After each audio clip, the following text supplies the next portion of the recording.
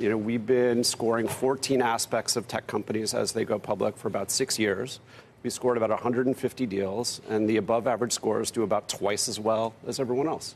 So the Lyft score was interesting. We compared Lyft to Snap at that time because they were high-profile deals that were both set up with very low scores to do poorly, and that played out. And now we have Pinterest coming, and we can compare Pinterest to Snap because they're basically the identical business, although they run their businesses a little bit differently. And so, do you think they're identical businesses? Yeah, they sell ad campaigns to big brand advertisers.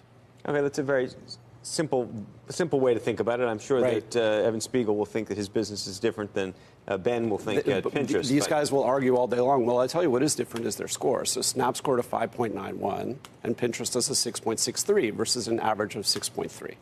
Right, so Pinterest is well above average in the scoring system, and we think this deal will reflect that, and it seems to be shaping up to do that. Explain what goes into that scoring system so that viewers and those who are thinking about whether to buy Pinterest understand the dynamics here. Sure. Well, there are 14 different aspects of it. So there's the business, there's the transparency, there's the board, there's the investors, right? There's the syndicate.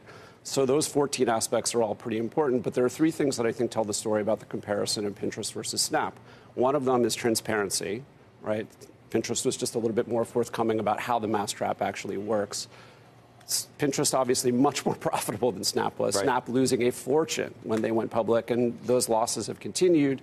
Pinterest closing in on break even, right? And then the killer one is valuation, right? Pinterest obviously priced sensibly in light of the Lyft disaster and so forth. Snap not priced sensibly, and so we think Pinterest, again, across all of these things, nets to a 6.63, which is, again, just radically better than a 5.91. Were you surprised at what's happened to Lyft now? I mean, given where Lyft is, I mean, did your score reflect how far Lyft has fallen? I mean, it was a low score, 5.47 Lyft score versus a 5.91 for Snap, right? So we were expecting, not good things out of Lyft. And, I think, look, the more high profile it is, the more people are looking at it and saying, like, I don't know, this doesn't really make sense to me, right? Sometimes we'll see companies trade against their scores, and usually what that means is it's sort of out of the way of attention and things like that. When people focus, they can see the things that I don't want you to front run this, but dare I ask where Uber is lying right about now? Well, I mean, Uber is interesting, right? Because the price is maybe a little bit trouble. They were a little bit more forthcoming about their metrics. The loss profile is much more attractive in the sense that they're only losing $3 billion on $11 billion of revenue, right? Versus Lyft losing $1 billion on $2 billion of revenue. But the valuation, I think, will be the thing that sort of moves it in one direction or another.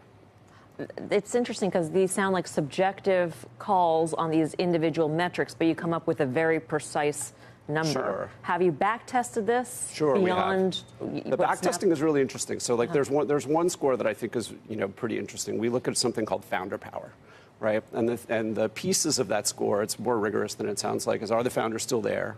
Do they still have their jobs? Are they operational? Are they on the board? How much of the vote do they have? All of that sort of stuff. So, for example, Snap is a perfect 10 founder power.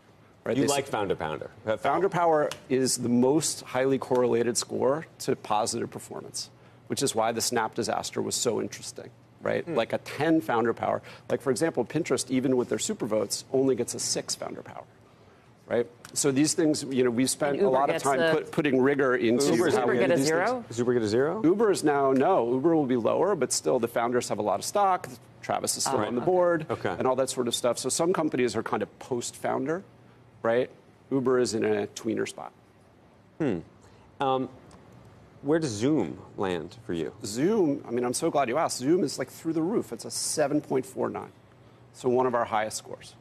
We joke that Zoom has something that we almost never see. What was Atlassian? Atlassian was our very, very highest score. So that was almost an 8. All the action happens so really between high 4s and low 8s. That's where our scoring system comes in. And is this scoring system, just so we understand, is measuring how the IPO is going to trade in what period after the IPO? So usually we track it for a year, right? But usually you get to the lockups, and then it's sort of, I mean, the reason we started doing this is the sell side can't initiate for the first 30 days. So before the deal, when you have to decide how much of the deal you want, and then for the first 30 days after the deal, there's no alternate model to look at. So we do models for all these things so our buy-side customers can look and see, like, okay, the underwriters are telling us it's going to do $30 billion of revenue next year. How do we really feel about that? But nobody also tears the thing apart and gives you a rigorous score. So the first 30 days after the IPO, we're kind of alone.